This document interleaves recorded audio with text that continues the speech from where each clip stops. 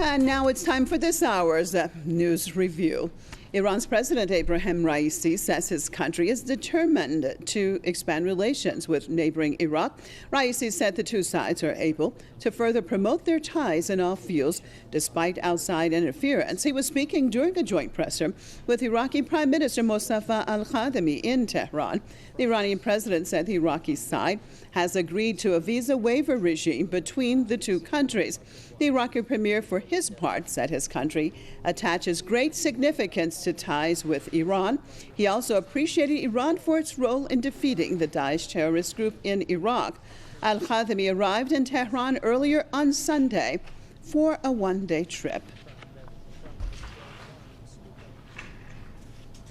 I'd like to welcome my guest to this news review. Eric Wahlberg, journalist and commentator out of Toronto, and Marcus Papadopoulos, historian, analyst, and author out of London. Thank you both for being with us. Well, Eric, let's start it off and let's talk about the significance of this trip of the Iraqi Prime Minister to Iran at this point in time. It has been very important that Iraq and Iran stand together after the assassination of General Soleimani and his Iraqi counterpart. And Iraq is the only country that is standing firmly on this. So Iran has called for the arrest of Trump for the murder. And he did this when he was, Iran made this claim when there was a meeting earlier this year in Iraq, in Baghdad. So that's very important. And it's also important to note that Iraq and Iran are very close economic allies now. This has been the only positive development out of the American invasion. And it is to both sides' interests, and their interests are mutually compatible. This is something the U.S. cannot undermine, really. So that's very important to see that this alliance is moving forward, and it's an alliance for peace in the Middle East. So this holds great hope for all of us that looked at the disaster that Israel and U.S. have been perpetrating there in the Middle East. Marcus, your take on the importance of this, because, of course, we know since 2003 with the United States' invasion and then occupation of Iraq, Washington has continually tried to pull the Iraqis towards their direction, at times being effective with that and many times not. Of course, throughout the years, especially in the fight against terrorism, the Iraqis and Iranians have become closer, especially when it was Iran that actually, with General Soleimani leading and helping the Iraqis to free the country of the Daesh terrorists. Tell me the importance of this, and how difficult will it be to maintain this, because do you think that the United States will try to play an active role in destroying this relationship?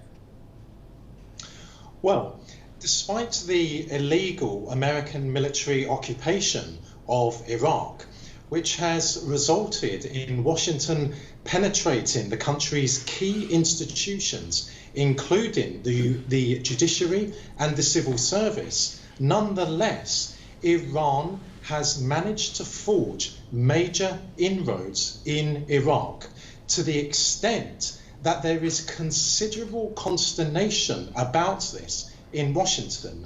Now, the blossoming relationship between Iran and Iraq is partly based on a shared history, but more important than that, it is based on common cultural and spiritual ties between the Iranian people and the Shiite population of Iraq. Then there is Iran's considerable investment in Iraq, including the construction of Shiite shrines, which has generated many jobs and is therefore a source of revenue, a major source of revenue for the Iraqi economy. Then there is the common threat posed to both the Iranian and the Iraqi peoples from ISIS or Daesh, because the Iraqi people, whatever their faith, be it Shiite, Sunni or Christian, will always be indebted to the Iranians for having destroyed the presence of ISIS on Iraqi territory and for having liberated the territory which had been conquered and brutally ruled by ISIS. Now, as I said moments ago, America has considerable influence and power in Iraq. Whilst Iraq cannot be categorized as a client state of America's, nonetheless, the Iraqi government is compliant to what America wants. However, the Iraqi government also has to take into consideration the immense benefits accruing from its blossoming relationship with Iran. So the Americans will look to disrupt this relationship. And of course, one of the tactics Washington will employ, indeed is employing as I speak now, is sanctions on Iran. Because the sanctions on Iran have, to an extent, limited what Iran has been able to invest in Iraq, which of course goes against the wishes of the wishes and the interests of the Iraqi population, whether the person is a Shiite, a Sunni or a Christian. The Iraqi people need the economic investments from Iran. So in short, there is a blossoming relationship between Tehran and Baghdad. It is good for the Iranian people. It is good for the Iraqi people. It is a good source of stability for the region. But nonetheless, the Americans are furious, are anxious about this blossoming relationship and are looking to derail it. All right, and on that note, I'd like to thank both of you for being with me on this news review.